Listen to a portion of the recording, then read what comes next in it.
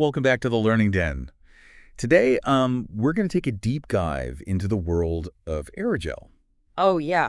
It's a material that almost seems impossible, like something you might find in a sci-fi movie. Yeah, it really does sound like science fiction, doesn't it? It does. You know, a solid, that's mostly air, but that's exactly what makes aerogel so fascinating. So let's break this down for our listeners. We're talking about a material that's 99.8% air, but somehow it's still solid. How does that even work? Well, the key to aerogel's unique properties really lies in its structure. Oh, You can almost imagine like a microscopic sponge with pores that are thousands of times smaller than the width of a human hair. wow. And these tiny pores are really the secret behind its amazing qualities. So it's not just about the air itself, but how that air is actually structured within the material. That's exactly right. These pores are so small, in fact, that they actually restrict the movement of air molecules. And, if you think about it, usually air molecules are just bouncing around, freely transferring heat energy as they collide. But in aerogel, the pores are actually smaller than the average distance that an air molecule travels before bumping into another one. So the air molecules are basically like stuck in a microscopic traffic jam. Yeah, that's a great way to put it. Does that mean that they can't transfer heat as easily? You got it. That limited movement of air molecules that we're talking about, that's what gives aerogel its incredible insulating properties. It's kind of like a thermal barrier preventing heat from passing through easily. That's amazing. I think I'm starting to understand now why this material is so unique. Yeah. But this begs the question, if it's mostly air, why doesn't it just float away? Well, it actually can be incredibly lightweight, so much so that some types of aerogel can actually flow on air. Wow. But it's still a solid, and that's because of the way those tiny pores are all connected. Okay. Think of it like a really delicate, interconnected network of air pockets that are all held together by a very thin framework of a solid material. And usually this material is silica. That makes sense. It's like a microscopic scaffolding that gives the air structure and prevents it from collapsing. Yeah. This is blowing my mind. Yeah. So we've got this incredibly lightweight, incredibly insulating material. Well, What are some of the ways that we're actually using aerogel today?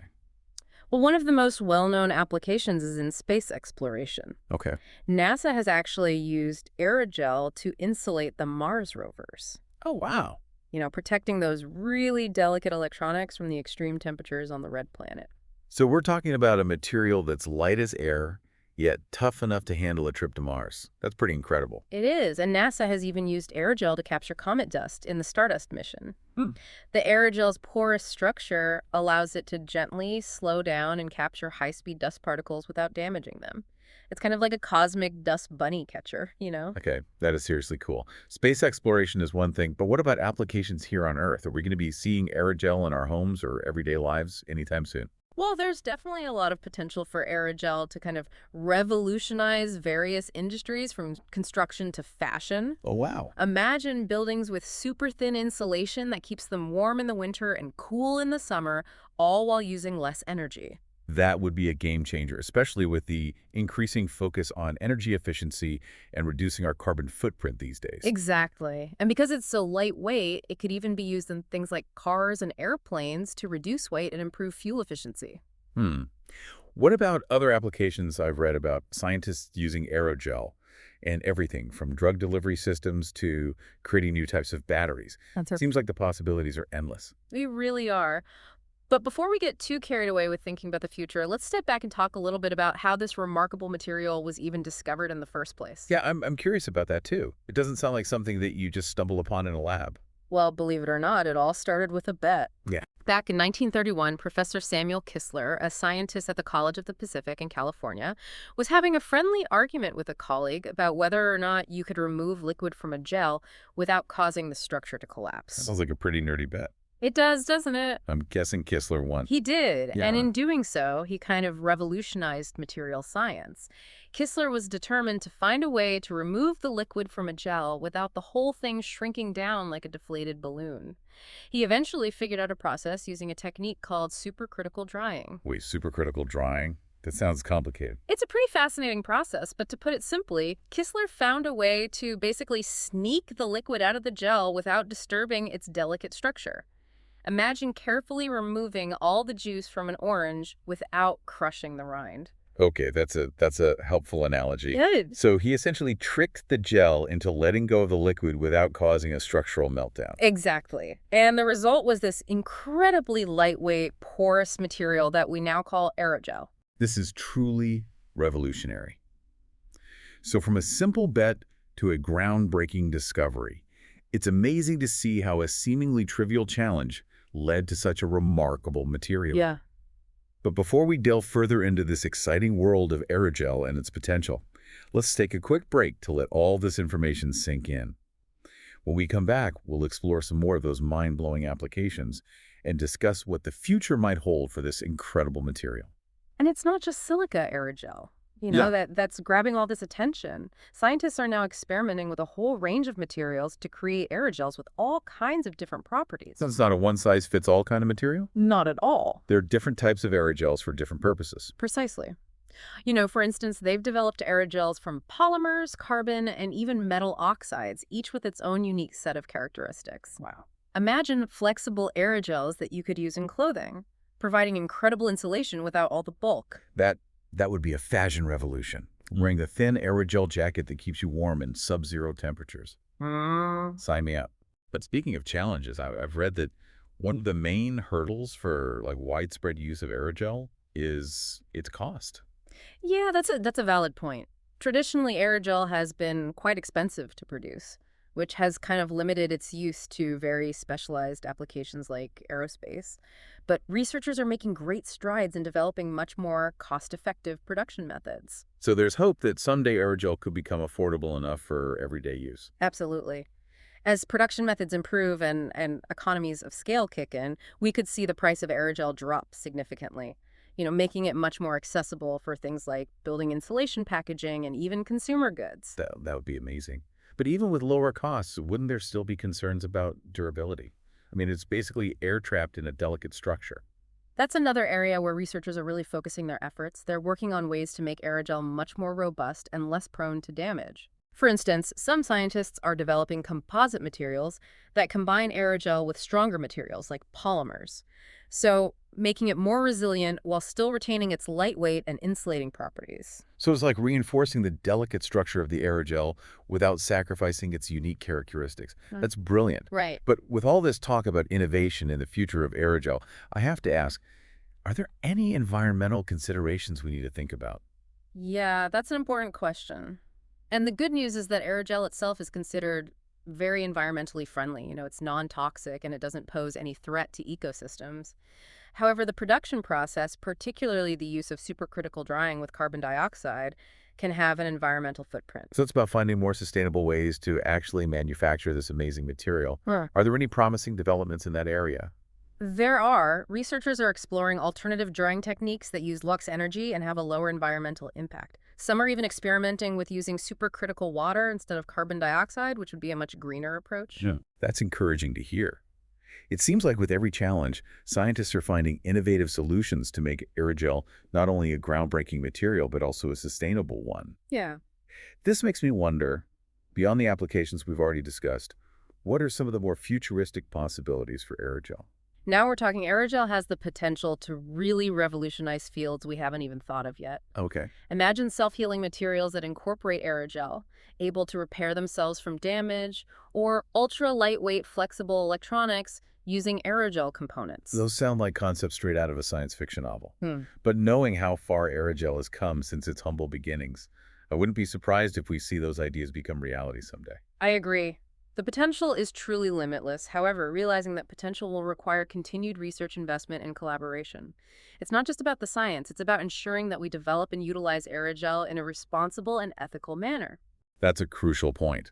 We need to make sure that this incredible material benefits humanity and our planet as a whole. But before we wrap up our discussion on aerogel, I want to circle back to its remarkable ability to insulate. It's been used in some pretty extreme environments, hasn't it?